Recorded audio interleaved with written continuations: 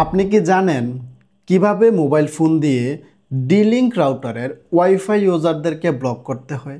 যদি না জেনে থাকেন তাহলে এই ভিডিওটি হতে পারে আপনার জন্য। তাহলে চলুন আজকের ভিডিওটি শুরু করা যাক।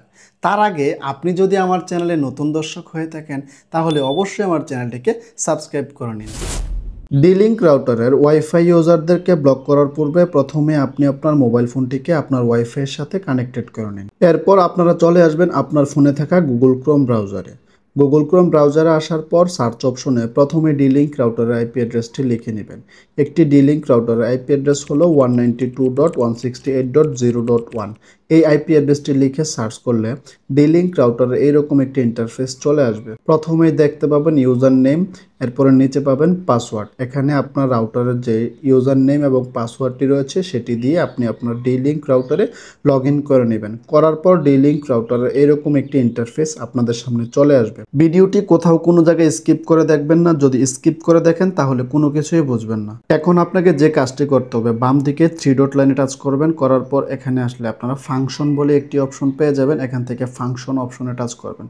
করার পর আপনারা দেখতে পাবেন ওয়াইফাই অপশন। ওয়াইফাই অপশনে টাচ করলে নিচে পেয়ে যাবেন ম্যাক ফিল্টার বলে একটি অপশন। এখান থেকে আপনারা সরাসরি ম্যাক ফিল্টার অপশনে টাচ করে দেবেন। করার পর আপনারা প্রথমেই দেখতে পাবেন ম্যাক ফিল্টার।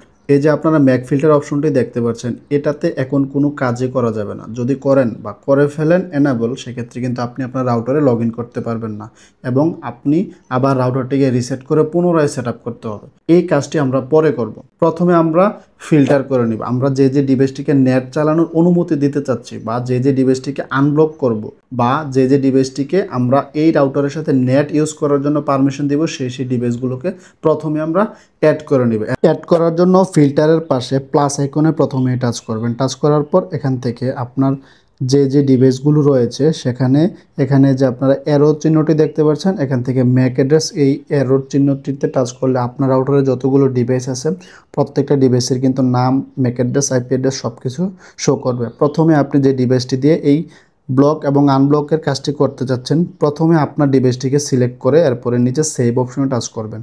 এরপরে এক এক করে আপনি যে ডিভাইসগুলোকে আনব্লক বা ম্যাক ফিল্টারিং করতে যাচ্ছেন প্রত্যেকটা ডিভাইস অ্যাড করে নেবেন। দেখুন প্রথমে আমি আমার ডিভাইসটাকে অ্যাড করলাম, এরপরে আবারও প্লাস আইকনে টাচ করলাম। করার পর এখানে আবারও চলে আসলো। এরপর এখান থেকে ম্যাক অ্যাড্রেসে এসে অ্যারো চিহ্নিতে টাচ করলাম। করার পর আমি আরও একটি ডিভাইস অ্যাড করে নিলাম, সেটি হচ্ছে আমার বাইরের ডিভাইসটিকে আমি অ্যাড করে এরপরে যে নিচে সেভে একটি আইকন দেখতে পাচ্ছেন, এখান থেকে সেভ আইকনে টাচ করে আমি এই ডিভাইসটিকে আবারও অ্যাড করে নিলাম। দেখুন এটি কিন্তু অ্যাড হয়ে গিয়েছে। এভাবে করে আপনার বাসার যতগুলো ডিভাইস রয়েছে এক এক করে প্লাস আইকনে ক্লিক করে প্রত্যেকটা ডিভাইসকে আপনি অ্যাড করে নেবেন। এখানে আপনি যতগুলো ডিভাইস অ্যাড করবেন এই ডিভাইসগুলো ব্যতীত অন্য কোনো ডিভাইস কিন্তু আর আপনার ওয়াইফাইটি ইউজ করতে পারবে না। দেখুন বন্ধুরা, আমার কিন্তু ডিভাইস অ্যাড করা শেষ। এখন আমি ওই যে মাঝখানে দেখতে পাচ্ছেন ম্যাক ফিল্টার, এই অপশনটিতে টাচ করব। করার পর এটি কিন্তু ডিসেবল থাকবে।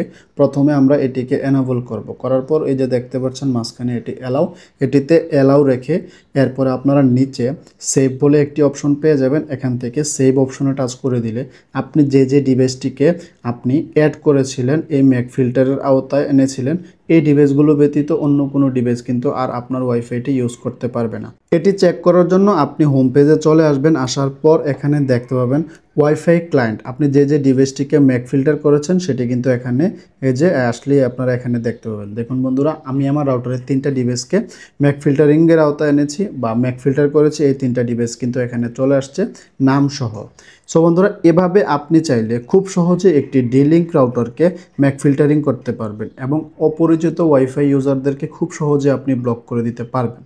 সো বন্ধুরা, আপনারা যদি চান কিভাবে আবারও আগের মতো আনম্যাক ফিল্টারিং করবেন, আপনারা আবারও বাম দিকের যে 3 ডট লাইন অপশনটি দেখতে পাচ্ছেন, 3 ডট লাইন অপশনে টাচ করবেন। এখান থেকে আবারও আপনারা ফাংশন অপশনে টাচ করবেন। করার পর ওয়াইফাই অপশনে আবারও টাচ করে দেবেন। করার পর এখানে আসলে আবারও আপনারা নিচে দেখতে পাবেন ম্যাক ফিল্টার বলে একটি অপশন, এখান থেকে আপনারা আবারও ম্যাক ফিল্টার অপশনে টাচ করবেন।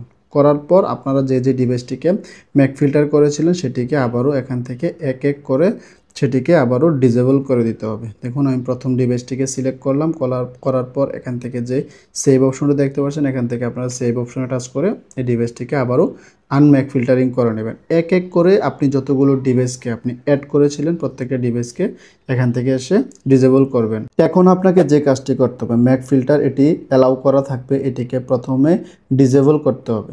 ডিসেবল করে সেভ করে দিলে আপনার কিন্তু আবারও আগের মতো হয়ে যাবে। দেখুন বন্ধুরা, এটি কিন্তু সেভ সাকসেসফুল লেখা চলে আসছে। দেখুন আমরা এখানে 3টি ডিভাইসকে ম্যাক ফিল্টারিং করেছিলাম, সেক্ষেত্রে এখানে কিন্তু আবারও আনম্যাক ফিল্টারিং করার সাথে সাথে কিন্তু আমার রাউটারে 4টি ডিভাইস ছিল কানেক্টেড, সেটি কিন্তু আবারও চলে এসেছে। সো বন্ধুরা, এভাবে আপনি চাইলে খুব সহজে ডি-লিঙ্ক রাউটার ওয়াইফাই ইউজারদেরকে ব্লক এবং খুব সহজে আনব্লক করতে পারবেন।